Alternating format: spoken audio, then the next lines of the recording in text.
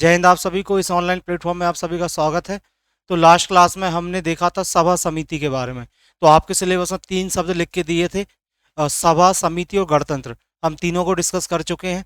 उसके बाद आप देखेंगे एक वर्ड लिखा है जिसका नाम है वर्णाश्रम। तो आज से हम चालू करने वाले हैं वर्णाश्रम को। यहाँ पर हम यदि वर्णाश्रम की बात करें, जो शब्द लिखा है वो लिखा है वर्णाश्रम। अच्छा, वर्ण आश्रम में दो चीजें हैं। वर्ण आश्रम में दो टॉपिक आपको पढ़ना है। वर्ण आश्रम में पहला टॉपिक जो पढ़ना है वो पढ़ना है वर्ण व्यवस्था। वर्ण व्यवस्था जिसको हम बोलते हैं वर्ण सिस्टम। एक तो हमको वर्ण सिस्टम पढ़ना है और दूसरा हमको पढ़ना है आश्रम व्यवस्था। आपने सुने होंगे 4 आश्रम, उन आश्रम के बारे में पढ़ना है, आश्रम सिस्टम के बारे में पढ़ना है। तो इसमें कुल मिला के 2 टॉपिक पढ़ने हैं।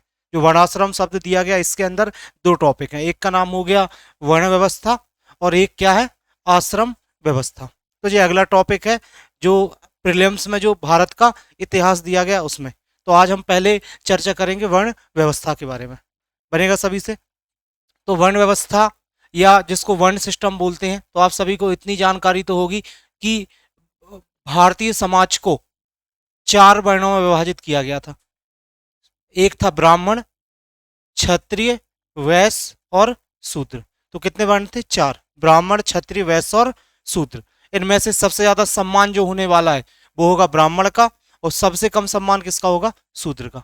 बन जाएगा ना? लेकिन पहले इसके हम कंसेप्ट को समझते हैं, क्या है वर्ण व्यवस्था, फिर आपको आगे की चीजें समझ में आएंगी।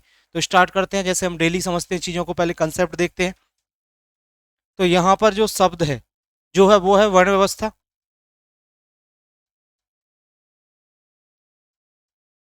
या वर्ण सिस्टम। अच्छा, वर्ण सिस्टम में हम देखें यहाँ पर इंपॉर्टेंट वर्ड है वो है वर्ण। अच्छा, वर्ण के 2 मतलब होते हैं। वर्ण के 2 मतलब होते हैं। एक तो वर्ण का मतलब होता है रंग, रंग या जिसे आप कलर बोलते हैं। एक तो मतलब होता है रंग, और एक वर्ण का मतलब होता है चुनना। वर्ण के 2 मतलब हैं। एक है रंग और एक है चुनना। एक है रंग और एक का नाम क्या है? चुनना। ठीक है। अच्छा, चुनने का मतलब जैसे आपने सुना होगा कि जब किसी लड़की की शादी होती है तो हम बोलते हैं कि लड़की ने अपने पति वर्ण को धारण किया, अपने पति को चुना, अपने पति वर्ण को क्या किया? धारण किया। वर्ण का मतलब होता है चुनना। बनेगा ना? अच्छा, रंग की हम बात करें, क्या होता है कि जब भारत में वैदिक काल में जब भारत में आर्यंस आते हैं, ऐसा कहा जाता है एक आंद्रोनोव संस्कृति है। उस आंद्रोनोव संस्कृति से जानकारी मिलती है कि जो आर्यंस थे उनका मूल निवास स्थान भारत नहीं है। आगे मैं इस पर चर्चा भी करूंगा जब मैं वैदिक काल आपको पढ़ाऊंगा आगे चल के। तो आर्यंस के बारे में ऐसा कहा जाता है कि आर्यंस जो थे वो सेंट्रल एशिया से आए थे। तो 1500 बीसी के आसपास, पहले रंग की हम बात करें तो हुआ क्या वैदिक काल में, भारत भारत में कौन सा समय? वैदिक काल या वैदिक पीरियड में, वैदिक पीरियड। इस वैदिक काल की जब शुरुआत होती है 1500 बीसी में, 1500 बीसी में वैदिक काल में हुआ क्या कि भारत में मध्य एशिया से, भारत में सेंट्रल एशिया से, मध्य एशिया से, मध्य एशिया सेंट्रल एशिया से आए आर्य। भारत में कौन आए? आर्य या आर्यंस जिसे आप बोलते हैं। और याद रखना, आर्यंस जो हैं, आर्यंस का जो रंग था वो गोरा था। आर्यंस का रंग कैसा था? गोरा। क्यों? सेंट्रल एशिया में आप जाएंगे, सेंट्रल एशिया का क्लाइमेट ठंडा है, और मध्य एशिया के लोग देखेंगे आप तो वहां के लोग कैसे होते हैं? गोरे होते हैं। रंग में कैसे होते हैं? गोरे। तो जो आर्यंस आए थे, इन आर्यंस का रंग कैसा था? गोरा रंग। गोरा रंग था या सफेद रंग था। बात समझ में आ रही है?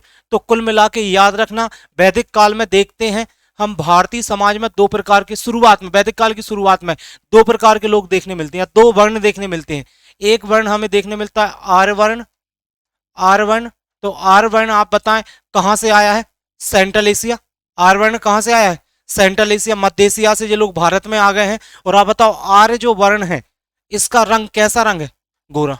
और जो लोग भारत में पहले से रह रहे थे, जो लोग भारत में रह रहे थे पहले से, उनका रंग था काला रंग। उनका रंग कैसा था? काला रंग। जो भारत में पहले से रह रहे थे उनका रंग था काला रंग। और ऐसे वर्ण को कहा गया दास वर्ण। ऐसा वर्ण क्या कहा गया? दास वर्ण। तो पहली बात समझ में आई आपको कि वर्ण का मतलब होता है रंग, और वैदिक काल की शुरुआत में रंग के आधार पर समाज को कितने सौ बांटा गया? 2। आर्यंस भारत के रहने वाले नहीं हैं। आर्यंस जो हैं उनका मूल निवास स्थान मध्य एशिया, सेंट्रल एशिया से आए हैं, और सेंट्रल एशिया से आए हैं तो आर्यों का रंग कैसा था? गोरा। इसे हमने बोल दिया आर्यवर्ण। और जो भारत में पहले से रह रहे थे वो कौन से वर्ण हो गए? दास वर्ण। तो दो प्रकार के लोग हैं, आर्यवर्ण और दास वर्ण। इतनी बात सभी को क्लियर है? तो पहला जो विभाजन है, और दूसरा विभाजन अब इस शब्द से हम देखते हैं, यहां से दूसरा शब्द मैंने बताया चुनना। दूसरा वर्ण का मतलब क्या है? चुनना। अब यहां पर समझे आप लोग सभी लोग। अब हुआ क्या, जैसे जैसे वैदिक काल में, वैदिक काल जब आगे बढ़ा तो हुआ क्या, अब विभाजन इसके आधार पर हो गया, चुनना। और चुनने का मतलब है किसको चुनना? वर्ण का मतलब चुनना, और चुनने का मतलब है अपने कर्मों को चुनना, अपने कर्मों को चुनना या काम को चुनना, अपने काम को चुनना। आप बताओ क्या वैदिक काल में सभी लोग एक जैसा काम करते होंगे क्या? नहीं। क्या सभी लोग शिक्षक हो सकते हैं? समझ रहे हैं ना? क्या सभी लोग किसान हो सकते हैं? नहीं। तो लोगों ने अलग अलग काम करना स्टार्ट किया, लोग जो है उन्होंने अलग अलग कामों को चुना। तो और जब लोगों को, तो चुनने का मतलब है किसको चुनना? कामों को चुनना, अपने कामों को चुनना। और ऐसा कहा जाता है कि स्टार्टिंग में ऐसा कहा जाता है, शुरुआत में, स्टार्टिंग में सभी ब्राह्मण थे। स्टार्टिंग में सभी क्या थे? ब्राह्मण। सभी ब्राह्मण थे। स्टार्टिंग में सभी क्या थे? ब्राह्मण। ब्राह्मण का मतलब आप अभी जाति से मत समझें। स्टार्टिंग में जो विभाजन हुआ था वो कामों के आधार पर हुआ था। तो कहा जाता है शुरुआत में सभी ब्राह्मण थे, सभी लोग अच्छे कर्म करते थे। सभी लोग क्या करते थे? अच्छे कर्म। लेकिन हुआ क्या, जैसे जैसे समाज आगे बढ़ता गया तो समाज में कई प्रकार की बुराइयां आ गई। समाज में कुछ ऐसे लोग आ गए जो मांस मदिरा का सेवन करने लगे। समाज में ऐसे लोग आ गए जो पराई स्त्रियों पर बुरी नजर रखने लगे। समाज में ऐसे लोग आ गए जो चोरी करने लगे। समझ में आ रहा है? तो समाज में आप बताओ क्या सभी लोग अच्छे बचे? नहीं। कुछ लोगों ने जो काम है वो कैसे काम चुन लिए? बुरे काम। बन जाएगा ना? तो समाज में यदि हम देखते हैं, समाज में हम देखते हैं क्या हो गया, समाज में काम के आधार पर विभाजन है जी, जन्म के आधार पर विभाजन नहीं है। जो व्यक्ति जैसा काम कर रहा है, तो बोले अब यहां पर कहा गया ब्राह्मण, तो बोला ऐसा व्यक्ति जो वेदों वेदों को पढ़ता है और दूसरों को उस वेदों का ज्ञान सुनाता है। जो व्यक्ति वेदों को पढ़ता है वो वेदों का ज्ञान दूसरे व्यक्तियों को सुनाता है, वो व्यक्ति क्या है? ब्राह्मण। या ब्राह्मण वो है जो समाज को सही दिशा दिलाता है, सही दिशा दिखाता है, सही दिशा दिखाता है। समाज को सही दिशा दिखाने वाला व्यक्ति क्या है? ब्राह्मण। बोले दूसरा क्या? क्षत्रिय। अब क्षत्रिय मैंने बताया क्या हो गया, समाज में दो प्रकार के लोग हो गए। एक लोग वो हो गए जो बुरे कार्य कर रहे हैं। कैसे कार्य कर रहे हैं? बुरे बुरे कर्म कर रहे हैं। एक लोग वो हो गए जो बुरे कर्म कर रहे हैं, बुरे कर्म कर रहे हैं। एक वो है जो कैसे कर्म कर रहे हैं? बुरे। और एक वो है जो कैसे कर्म कर रहा है? बोले अच्छे, अच्छे कर्म। एक बुरे कर्म कर रहा है और एक अच्छे कर्म। और क्षत्रिय का जो काम है वह काम है बुरे कर्म करने वालों से अच्छे कर्म करने वालों की क्या करना? रक्षा। क्षत्रिय किस लिए? भाई जो बुरे काम करने वाले लोग हैं उन लोगों से, क्षत्रिय का कंसेप्ट कैसे आया, जो समाज में जो बुरे काम करने वाले लोग आ गए उनसे अच्छे काम करने वाले लोगों की रक्षा करना, ये किसकी जिम्मेदारी है? क्षत्रिय की। बन जाएगा ना? इसके बाद आ जाएगा वैश्य। समाज में कुछ ऐसा वर्ण आया जिसने पैसे को महत्व दिया। समाज में एक ऐसा वर्ण आया जिसने किसको महत्व दिया? पैसे। पैसे को महत्व दिया, पैसे को महत्व दिया, पैसे को, या फिर हम बोल सकते हैं पैसे को या अर्थ को। अर्थ मतलब पैसा होता है। कुछ ऐसे लोग आ गए जिन्होंने किसको महत्व दिया? पैसे को। वो किस में रखे गए? वैश्य में। जैसे मान लो पैसे को महत्व देने वाले, मान लो कोई किसान है, कोई व्यापारी है, कोई व्यापारी है, ठीक है ना? यह सब किस में रखे जाएंगे? वैश्य में। जो लोग पैसे या अर्थ को महत्व दे रहे हैं। और समाज में कुछ ऐसे वर्ण लोग आ गए जो बुरे कर्म करने लगे। बुरे कर्म करने लगे मतलब मांस मदिरा का सेवन कर रहे हैं, मांस मदिरा का सेवन, ठीक है ना? पराई स्त्री पर बुरी नजर रख रहे हैं, चोरी कर रहे हैं, ठीक है ना? ऐसे लोगों को किस में रखा गया? सूत्र में। बात समझ में? ऐसे लोगों को किस में रखा गया? सूत्र में। बनेगा इतना। और साथ में अच्छा एक बात समझना, यहां पर जो वर्ण व्यवस्था वो जन्म प्रधान नहीं है। वह वर्ण व्यवस्था कैसी है? कर्म प्रधान। कर्म प्रधान का मतलब है कि मान लो कोई व्यक्ति ब्राह्मण है, कोई व्यक्ति ब्राह्मण है, यदि उसका बालक कोई व्यक्ति ब्राह्मण है, अच्छे कर्म कर रहा है, लेकिन उसका कोई बेटा है, यदि वो बेटा बुरे कर्म करने लगा है, वो मांस मदिरा का सेवन करने लगा, पराई स्त्रियों पर बुरी नजर रख रहा है, तो ऐसे व्यक्ति को किस वर्ण में रख दिया जाएगा? शूद्र में। जो ब्राह्मण है, यह ब्राह्मण किसी से पैसे की कामना नहीं करेगा, पैसे की इच्छा नहीं करेगा, किसी से पैसे नहीं मांगेगा, ब्राह्मण पैसे नहीं मांगेगा, पैसे मांगेगा नहीं किसी से, जबकि लोग अपनी इच्छा से इस व्यक्ति को क्या देंगे? दान। व्यक्ति पैसा नहीं मांगेगा, व्यक्ति जो ब्राह्मण है वो किसको महत्व नहीं देगा? पैसे को। यदि मान लो जो ब्राह्मण है, कोई व्यक्ति ब्राह्मण है, यदि वह पैसे को महत्व देने लगे तो वो व्यक्ति किस में गिना जाने लगेगा? वैश्य में। बात समझ आ रही मैं क्या बोल रहा हूं? जिस व्यक्ति में दूसरे लोगों की रक्षा करने की क्षमता है, वो व्यक्ति क्या कहलाएगा? क्षत्रिय। दूसरे लोगों की रक्षा करने की क्षमता है, ठीक है ना, वह व्यक्ति क्या कहलाएगा? क्षत्रिय। इतनी बात समझ में आ रही है? तो यह वर्ण व्यवस्था किसके आधार पर बांटी गई? कर्मों के आधार पर, जन्म के आधार पर आगे हुई, पहले कर्म के आधार। जो व्यक्ति जैसा कर्म कर रहा है, मान लो कोई शूद्र है, यदि वो व्यक्ति सुधर गया है, उसने अपने सारे बुरे कर्म छोड़ दिए हैं, समझ रहा है, मान लो वो व्यक्ति समझदार, इन सब कामों को छोड़ के वो व्यक्ति व्यापार करने लगा है, वो किस में पहुंच जाएगा? वैश्य में। किस में पहुंच जाएगा? वैश्य में। और एक बात समझना, जो वर्ण व्यवस्था है, जो 4 वर्ण है, 4 वर्ण है, इन 4 वर्णों की याद रखना। पहली जानकारी जो ऋग्वेद है, ऋग्वेद 4 वेद बताए थे, ऋग्वेद का जो 10वां मंडल है, 10वां मंडल बताया था, उसका जो पुरुष सूक्त है, कौन सा सूक्त? पुरुष। पहले ही मैंने इस बात को लिखाया था जब मैं वेद आपको पढ़ा रहा था। इस वर्ण व्यवस्था की पहली जानकारी जो पुरुष हेम्स है, इससे इस वर्ण व्यवस्था की क्या मिलती है? जानकारी। इन 4 वर्णों की पहली जानकारी ऋग्वेद के 10वें मंडल के किस सूक्त से मिलती है? पुरुष सूक्त से मिलती है। इतनी बात समझ में आ रही है? तो यहां पर जो वर्ण व्यवस्था है वह जन्म के आधार पर ना होकर किसके आधार पर है? कर्म के आधार पर बनेगा। अब आगे और समझना तो और चीजें क्लियर होती जाएंगी आपको। अब यहां पर समझा कुछ बातें, फिर अपन देखेंगे आपको सब बातें समझ में आ जाएंगी। अच्छा, मुझे एक बात बताएं सभी लोग, यहां पर जो वर्णों का विभाजन हुआ है, वर्णों का विभाजन हुआ है, वह 2 आधारों पर हुआ है। कभी कोई पूछे, एक सामाजिक आधार और एक आर्थिक। जो वर्ण का विभाजन हुआ है वह 2 आधार पर हुआ, सोशल और इकोनॉमिकल। बात समझ में आ रही कि नहीं? सामाजिक और आर्थिक। सामाजिक और आर्थिक कैसे, आप बताओ। मान लो कोई व्यक्ति पैसे को महत्व दे रहा है, पैसे को महत्व दे रहा है, आप बताओ पैसा आर्थिक विषय है कि नहीं? तो पैसे के आधार पर क्या बन गया? वैश्य। अब आप बताओ, अच्छे कर्म करना, अच्छे काम करना सामाजिक विषय है कि नहीं?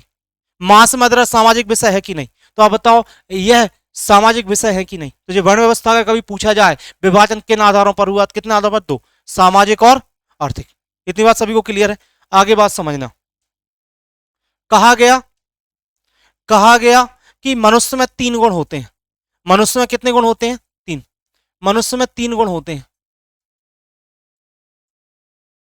मनुष्य में 3 गुण होते हैं। 3 गुण का क्या मतलब है? जो वर्ण है, ब्राह्मण, क्षत्रिय, वैश्य और, ठीक है, यहां पर देखना, व्यक्ति में 3 गुण होते हैं। जो ब्राह्मण होता है, उस ब्राह्मण में मैंने आपको बताया था जब मैं आपको सांख्य दर्शन बता रहा, 3 गुण। ब्राह्मण जो होता है सतो गुण होता है। कौन सा गुण होता है? सतो। ब्राह्मण जो होता है उसमें कौन सा गुण होता है? सतोगुण। और मैंने सतोगुण का जो रंग है वो बताया था सफेद। सतोगुण का रंग कैसा बताया था? सफेद। ब्राह्मण वर्ण का जो व्यक्ति होगा उसमें कौन सा गुण होगा? बोलो, सतोगुण। और सतोगुण का रंग कौन सा होगा? सफेद। अच्छा, सतोगुण वाले व्यक्ति के अंदर क्या क्वालिटी होती है? समझ ना, सतोगुण वाला जो व्यक्ति होता है मांस मदिरा का सेवन नहीं करता, मांस मदिरा का सेवन नहीं करता, मांस मदिरा का सेवन नहीं करता, झूठ नहीं बोलता, झूठ नहीं बोलता, अच्छी बातें होती कुल मिला के सतोगुण वाले में। झूठ नहीं बोलता, दूसरों के प्रति ईर्षा नहीं रखता, ईर्षा द्वेष नहीं रखता, दूसरों के प्रति क्या नहीं रखता? ईर्षा द्वेष नहीं रखता। समझ रहे हैं? दूसरों के प्रति ईर्षा, पैसे की क्या नहीं करता? कामना। पैसे की क्या नहीं करता? कामना। ये गुण किस व्यक्ति में होते हैं? सतो। तो बोले ब्राह्मण के अंदर कौन सा गुण है भी होता है? सतोगुण। और सतोगुण के कारण इस व्यक्ति में जो कभी पैसे की इच्छा नहीं करेगा, बुरी बुरी चीजों से हमेशा क्या रहेगा? दूर रहेगा, हमेशा अच्छे कार्य करेगा, सतोगुण वाला व्यक्ति। बात समझ में आ रही है? और कभी पूछा जाए ब्राह्मण का रंग कैसा? सतोगुण, तो कैसा होगा? सफेद। ठीक है। बोले जो क्षत्रिय है इसमें जो गुण है भी होता है उसका नाम है रजो। कौन सा गुण ज्यादा होता है? रजोगुण। कौन सा गुण? रजो। बन जाएगा ना, कौन सा? रजो। और जो रजोगुण है उसका रंग लाल। कैसा रंग? लाल। रजोगुण का रंग लाल।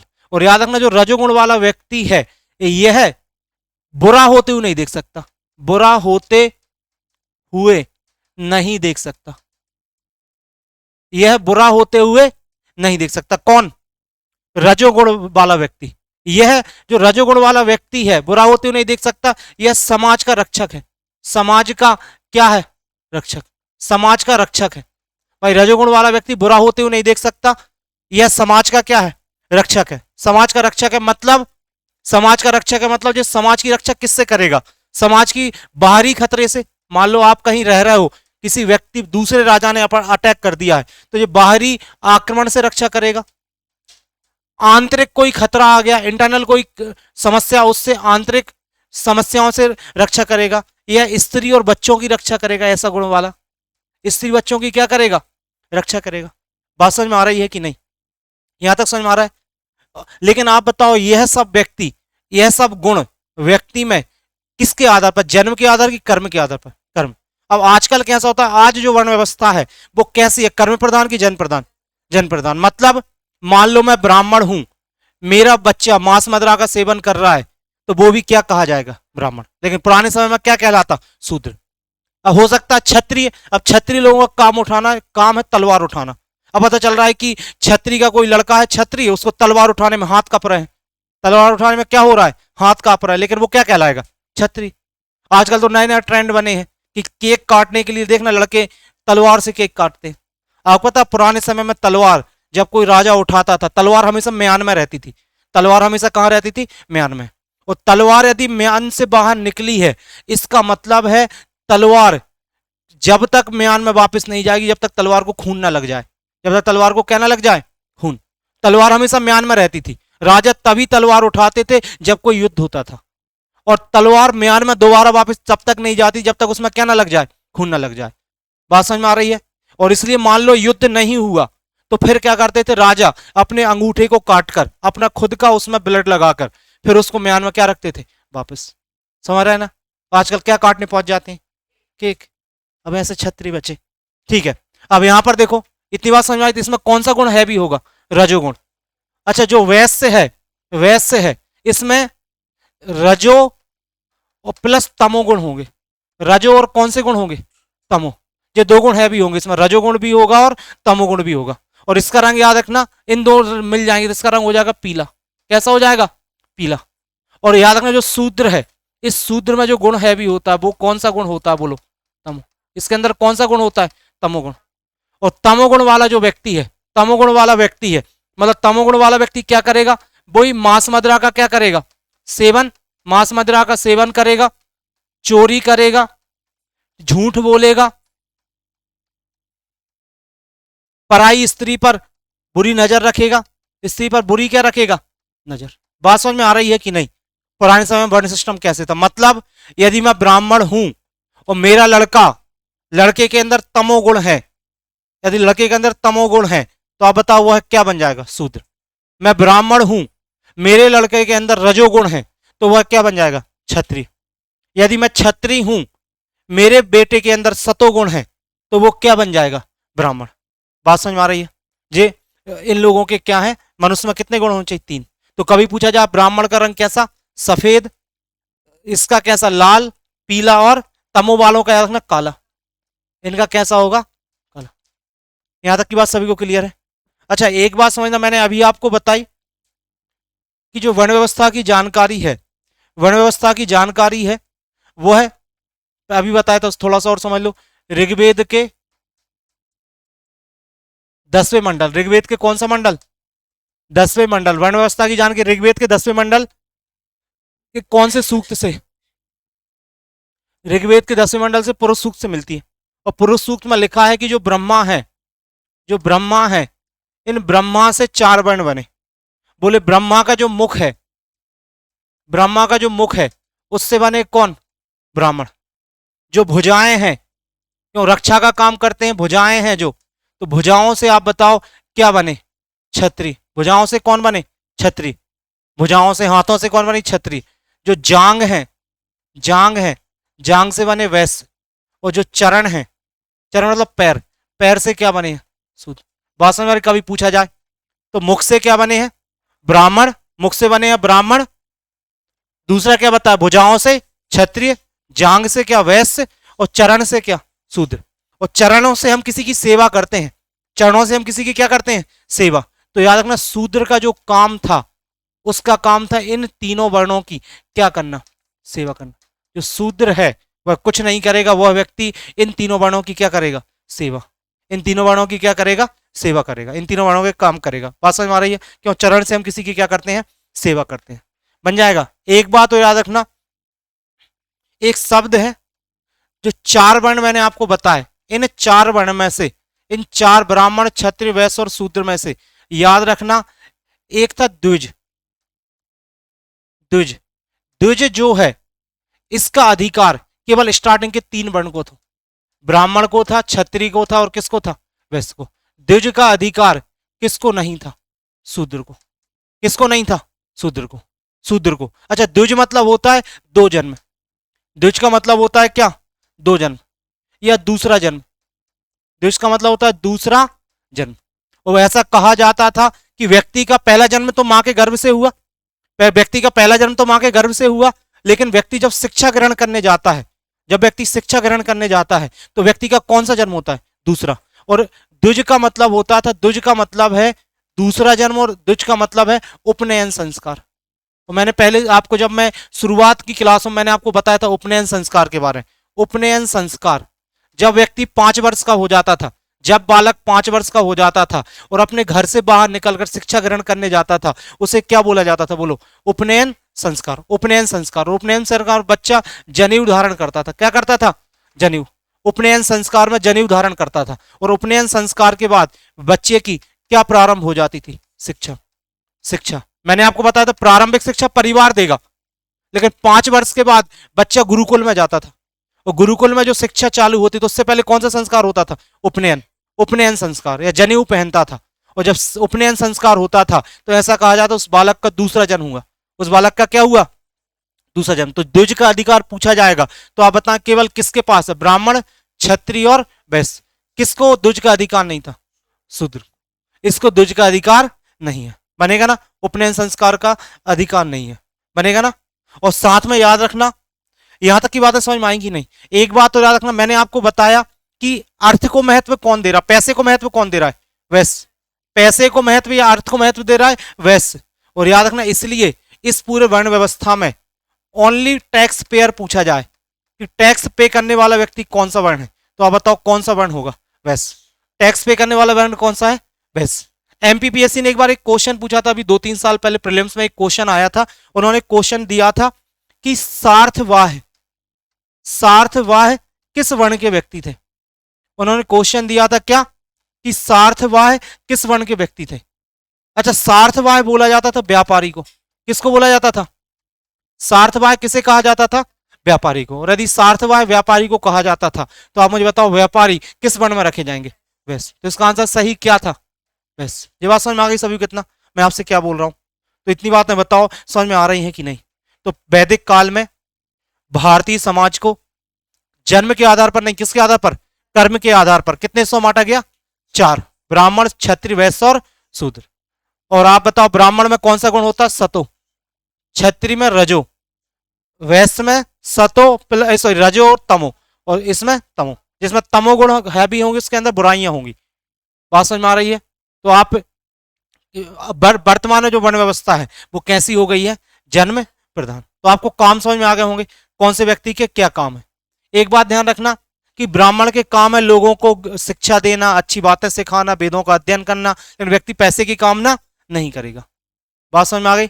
अच्छा, यहां पर एक बात तो समझना आप लोग, ब्राह्मण को आपातकाल में कुछ निर्देश दिए, कोई इमरजेंसी आ जाए तो आपातकाल में इसके लिए कुछ अलग से काम बनाए गए। आपातकाल में इमरजेंसी आ जाए बहुत देश में तो कहा गया ब्राह्मण को आपातकाल में क्या क्या करना चाहिए? तो ब्राह्मण को आपातकाल में पहला काम करना चाहिए कि जो खेत है, ब्राह्मण आपातकाल में क्या क्या कर सकता है? खेतों में जाकर उसे अनाज के दाने बीनना चाहिए। आपको पता होगा जब खेतों में कोई फसल होती है तो फसल जब कटती है उसके दाने खेतों में गिर जाते हैं। तो इन्होंने बोला कि आपातकाल में खेतों में जाकर क्या बीनने चाहिए, दाने। अनाज के क्या बीनने चाहिए, दाने। खेतों में जाके दाने बीनने चाहिए ब्राह्मण को। दूसरा, ईश्वर से इस आपात की समस्या को खत्म करने के लिए याचना करनी चाहिए, प्रार्थना करनी चाहिए, ईश्वर से प्रार्थना करनी चाहिए। तीसरा, ब्राह्मण आपातकाल में क्या कर सकता है, व्यापार। व्यापार करना वैश्य का काम, लेकिन आपातकाल में ब्राह्मण भी क्या कर सकता है, व्यापार। और चौथा है कृषि। चौथा बोले कौन से कार्य कर सकता है, कृषि कार्य, जबकि ये तो वैश्य के काम है। और बोले व्यापार करेगा लेकिन 3 चीजों के व्यापार को छोड़कर। बात समझ में इमरजेंसी आ जाए तो बोले ब्राह्मण कितने प्रकार के काम करना चाहिए, 4। खेतों में दाने बीनने चाहिए, ईश्वर से याचना करनी चाहिए, व्यापार कर सकता है और कृषि कार्य कर सकता है। लेकिन बोले व्यापार भी 3 चीजों का छोड़ के। बोले एक नमक का व्यापार, एक नमक का व्यापार, एक नमक के बाद आपका चमड़े का व्यापार, ठीक है ना। तो किन किन का व्यापार नहीं करना व्यक्ति को, नमक का नहीं करना, हाँ चमड़े का नहीं करना। एक सेकंड, नमक और चमड़ा, एक चीज और है यहां पर,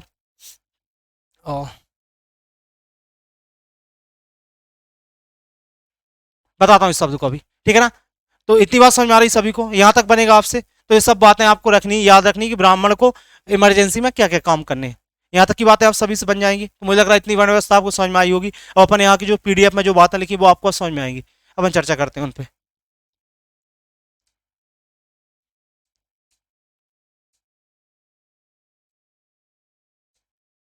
देखो अब यहाँ पर समझते जाओ, यहाँ पर क्या लिखा है। वर्ण व्यवस्था स्तरीकरण की एक सामाजिक प्रणाली है जो समाज को उसकी सामाजिक और आर्थिक क्षमताओं के आधार पर विभिन्न स्तरों में विभाजित करती है। तो ये इंपॉर्टेंट शब्द है कि भाई जो वर्ण व्यवस्था को बांटा गया है किन क्षमताओं के आधार पर बना गया है, सामाजिक और आर्थिक। मैं एक्सप्लेन कर चुका हूं क्यों सामाजिक और आर्थिक। अच्छा, वर्ण व्यवस्था जाति व्यवस्था जैसी नहीं है।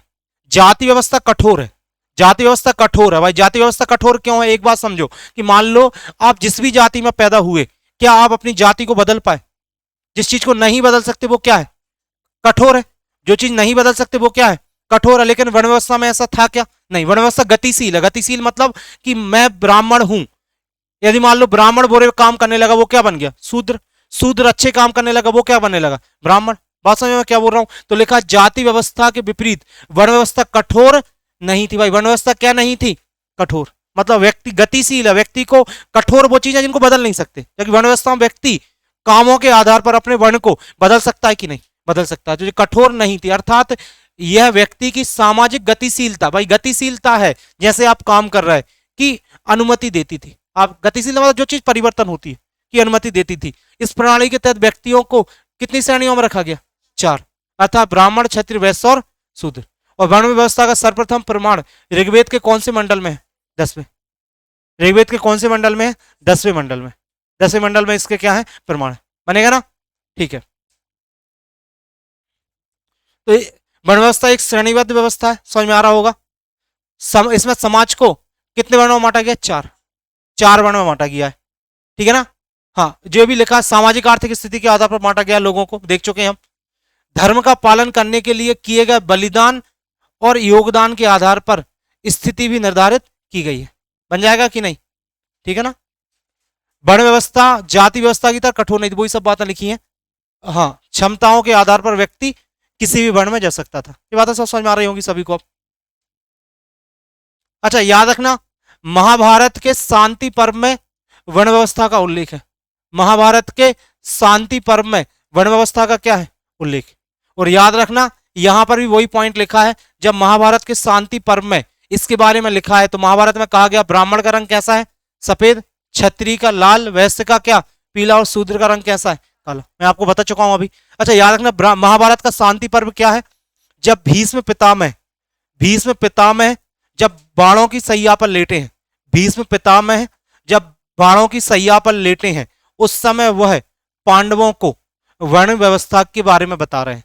वो पांडवों को किसके बारे में बता रहा है, वर्ण व्यवस्था के बारे में। भीष्म पितामह किसने बताया, इसके इस शांति पर्व में क्या जानकारी मिलती है, किसने जानकारी दी है जी, भीष्म पितामह ने। शांति पर्व में मैंने आपको बताया था कि जो महाभारत उसको पर्व में बांटा गया है। पहले मैं बता चुका हूं, महाभारत में टोटल पर 18 बताए थे कि नहीं, 18 पर्व है महाभारत में, 1 लाख श्लोक है, और नहीं बताया तो आगे मैं चर्चा करूंगा। जैसे रामायण जो है ना, रामायण को कांड में बांटा गया है। रामायण में 7 कांड है, जैसे आपने सुना होगा बाल कांड, सुंदर कांड, उत्तर कांड। वैसे ही महाभारत को पर्व में बांटा गया है। महाभारत में 18 पर्व है। जैसे एक पर्व गीता पर्व है, वैसे एक पर्व कौन सा है? शांति पर्व। महाभारत में श्लोक 1 लाख श्लोक है। कितने श्लोक हैं? 1 लाख। बन जाएगा ना? तो वही लिखा है कि महाभारत में भीष्म पितामह इन वर्ण व्यवस्था के बारे में चर्चा कर रहा है। जैसा फैक्ट आपको याद रखना है, उन्होंने रंग बताए, ठीक है ना। हर्ष चरित्र में हर्षवर्धन को, हर्षचरित बुक आपने सुनी होगी, बाणभट्ट की बुक है। किसकी बुक है? बाणभट्ट। जब बाण हमारा निशाने पर लगेगा, जिस दिन हम लोग का सिलेक्शन हो जाएगा, उस बात से हमें हर्ष होगा। तो हर्षवर्धन की बुक कौन सी है? सॉरी, बाणभट्ट की बुक है हर्षचरित। उसमें हर्षवर्धन को वर्णाश्रम का क्या कहा गया? पोषक। अच्छा, ब्राह्मण क्षत्रिय वैश्य को क्या कहते हैं? द्विज। द्विज क्यों कहते हैं? बात समझ में आ रही? द्विज क्यों कहते हैं? बात समझ में आ रही है? क्योंकि इन्हें उपनयन संस्कार का क्या है? अधिकार। हाँ, अलवर्णी ने वैश्यों और शूद्रों की स्थिति एक जैसी बताई। आगे चल के मैं चर्चा करूंगा, जब मैं आपको इतिहास बताऊंगा हुआ क्या था, कि जब भारत में राजपूत काल था। भारत में जब क्या था? राजपूत काल। तो राजपूत काल में अर्थव्यवस्था में कुछ गिरावट हुई, जिसके कारण वैश्य और शूद्र की स्थिति लगभग समान हो गई। उसके बारे में जो सब लिख रहा है वो अपन आगे चर्चा करेंगे, मुझे फैक्ट याद रखना, ठीक है ना। तो इतनी जानकारी थी किसके बारे में? वर्ण व्यवस्था की। लक्षण समझ में आ गया वर्ण व्यवस्था के, और यहाँ पर हमने वर्ण व्यवस्था के बारे में सान की जानकारी देख ली है। बनेगा ना इतना?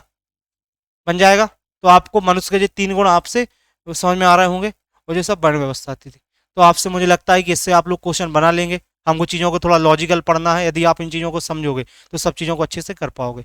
तो कल से हम पढ़ेंगे अब किसके बारे में? आश्रम व्यवस्था के बारे में। ठीक है, मिलते हैं। जय हिंद।